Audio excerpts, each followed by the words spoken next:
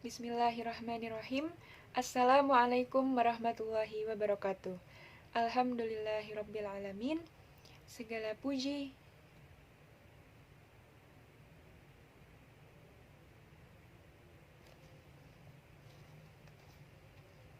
Bismillahirrahmanirrahim. Assalamualaikum warahmatullahi wabarakatuh. Alhamdulillahirrabbilalamin. Segala puji bagi Allah atas rahmat dan karunia-Nya kita dapat berkumpul pada hari ini. Yang terhormat Ibu Etsa Purbarani, MPD, selaku dosen yang selalu membimbing saya mengenai pentingnya pembinaan bahasa Indonesia, serta Bapak Ibu dosen Universitas Negeri Jakarta yang tidak dapat saya sebutkan satu persatu, namun tidak mengurangi rasa hormat saya kepada Bapak Ibu sekalian. Terima kasih saya ucapkan kepada para hadirin yang telah meluangkan waktunya untuk hadir pada agenda hari ini.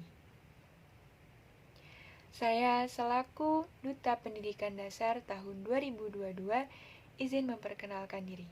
Nama saya Anissa Kusumawardani, berasal dari Jakarta dan hampir 1 tahun belakangan ini menjadi bagian dari mahasiswa Universitas Negeri Jakarta.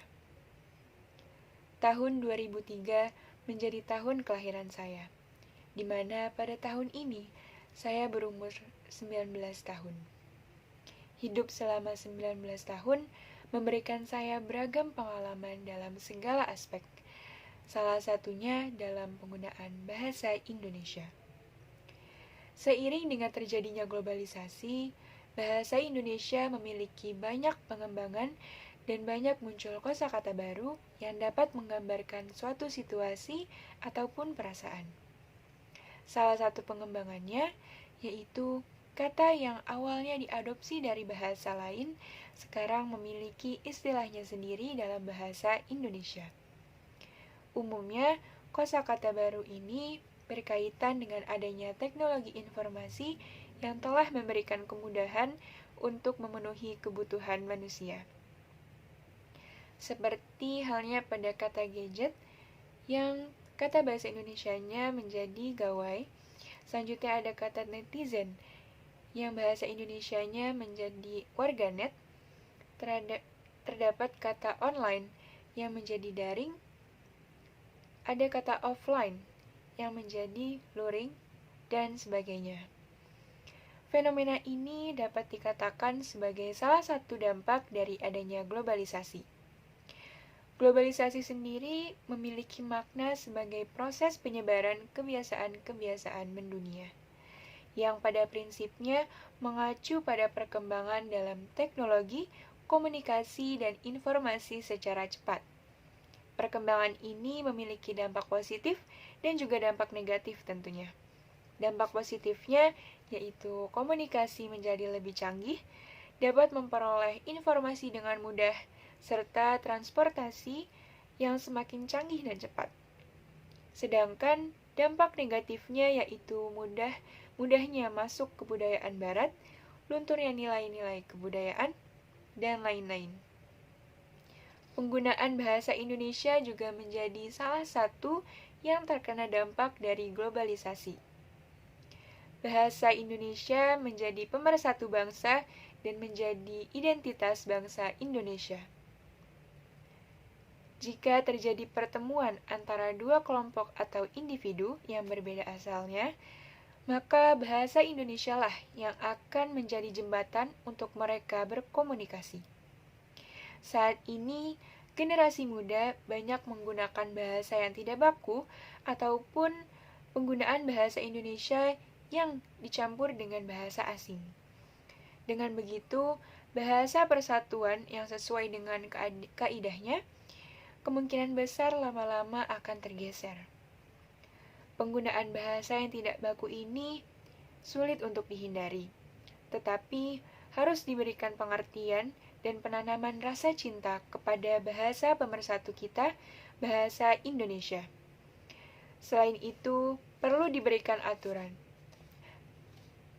Selain itu, perlu diberikan arahan bahwa kita tidak dapat menggunakan bahasa yang tidak baku kepada semua orang dan dalam berbagai situasi. Ada saatnya kita harus menggunakan bahasa Indonesia yang baik dan benar. Sehingga salah satu identitas bangsa kita ini tetap dapat berkembang, namun tidak menghilangkan jati diri dari bahasa Indonesia itu sendiri. Dalam artian, kita memahami dampak positif dan dampak negatif globalisasi terhadap penggunaan bahasa Indonesia. Pancasila sebagai ideologi bangsa menjadi suatu hal yang penting dan perlu diterapkan dalam hidup berkebangsaan dan bermasyarakat agar selalu dalam satu kesatuan yang utuh. Salah satu nilai Pancasila yaitu persatuan Indonesia. Salah satu caranya ialah dengan mencintai tanah air kita, bangsa Indonesia. Hal ini harus ditanamkan dalam setiap individu agar tetap terjaga identitas dan persatuan bangsa. Penerapan nilai Pancasila ini juga menjadi bekal kita semua dalam menghadapi globalisasi, di mana diharapkan akan terjadi pengembangan tanpa menghilangkan karakteristik bangsa Indonesia.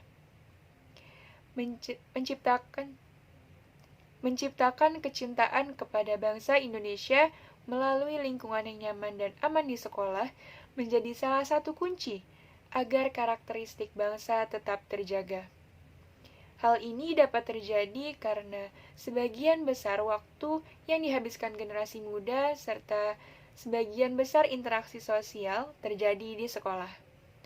Maka sangat diperlukan para pendidik dan orang tua yang selalu mengupayakan penerapan Pancasila yang diharapkan dapat menjadi contoh untuk para generasi muda.